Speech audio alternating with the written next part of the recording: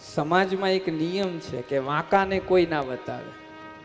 હે, વાંકો માણસ હોય એનાથી બધા છેટા રહે, કોઈ એને બતાવે નહીં, કારણ કે જાણે છે કે આ વાંકો છે, આને બતાવવામાં મજા નથી. વાંકાથી બધા છેટા રહે, વાંકાને કોઈ બતાવે નહીં. તમે જોયું, ચંદ્ર જ્યાં સુધી વક્ર હોય છે ને ત્યાં સુધી રાહુ પણ એને ગળવાની કોશિશ નથી કરતો, એનાથી રાહુ એ છેટો રહે.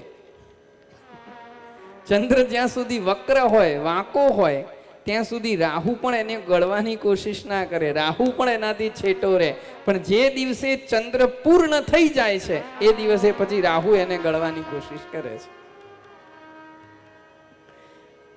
વક્ર માણસને કોઈ ન બતાવે, વાંકાથી સૌ છેટા વાગે. પણ એ વક્ર ચંદ્ર જ્યારે શિવજીના શરણમાં જાય છે,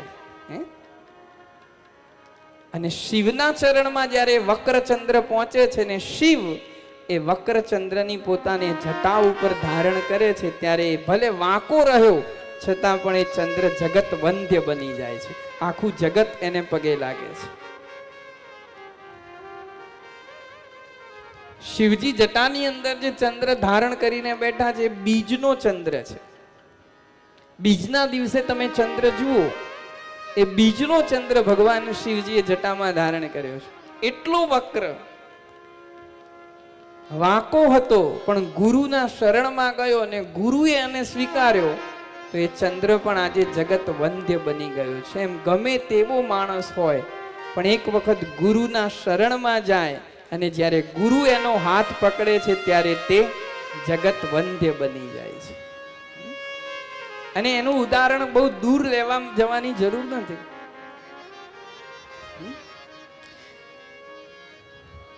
વાલિયા નામનો લૂંટારો,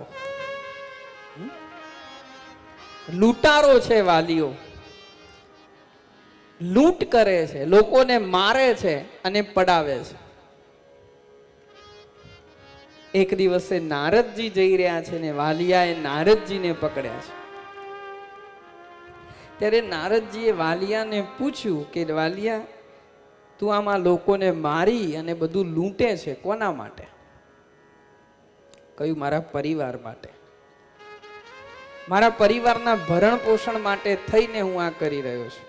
એમ તું તારા પરિવાર માટે આ કરી રહ્યો છે? હા. તું આ જે પાપ કરે છે એમાં તારો પરિવાર ભાગીદાર છે?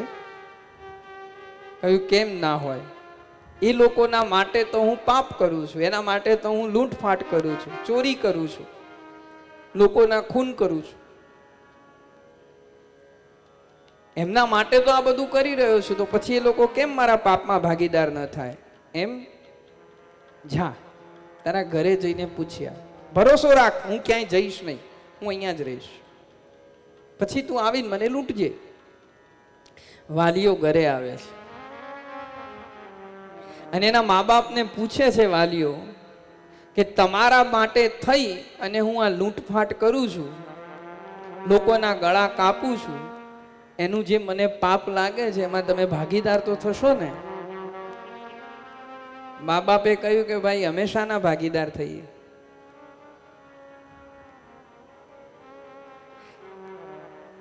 તું અમારો દીકરો છે અને દીકરા તરીકે તારું કર્તવ્ય છે કે તારા મા બાપને તારે જીવાડવા, જમાડવા, અને એના માટે થઈને તું કયા રસ્તેથી પૈસા લાવે છે એનાથી અમારે શું મતલબ? અમે થોડા તારા પાપમાં ભાગીદાર થઈએ.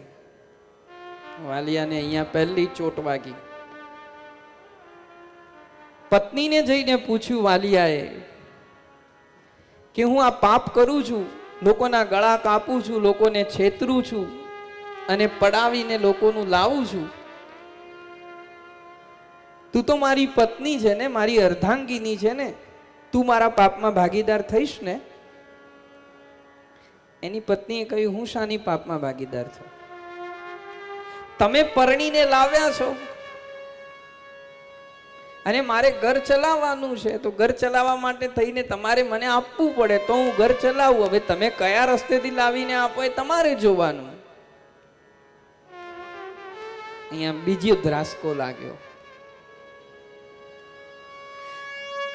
સંતાનોને જઈને પૂછ્યું, છોકરાઓને જઈને પૂછ્યું કે હું આ જે પાપ કરું છું એમાં તમે તો ભાગીદાર થશો ને? છોકરાઓએ કહ્યું અમે શાના ભાગીદાર થઈએ?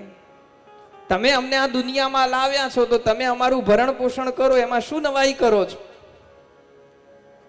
આમ બધાએ હાથ ઊંચા કરી લીધા, કોઈ પાપમાં ભાગીદાર ન થયું. ત્યારે વાલિયાને સમજાયું કે સંતની વાત સાચી હતી અને નારદજીના શરણમાં વાલિયો આવી ગયો છે.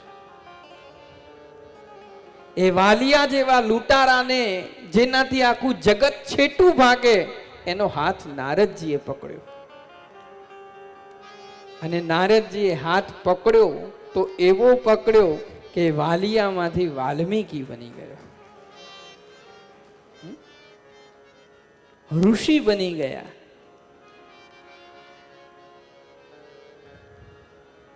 આ કરે છે ગુરુ.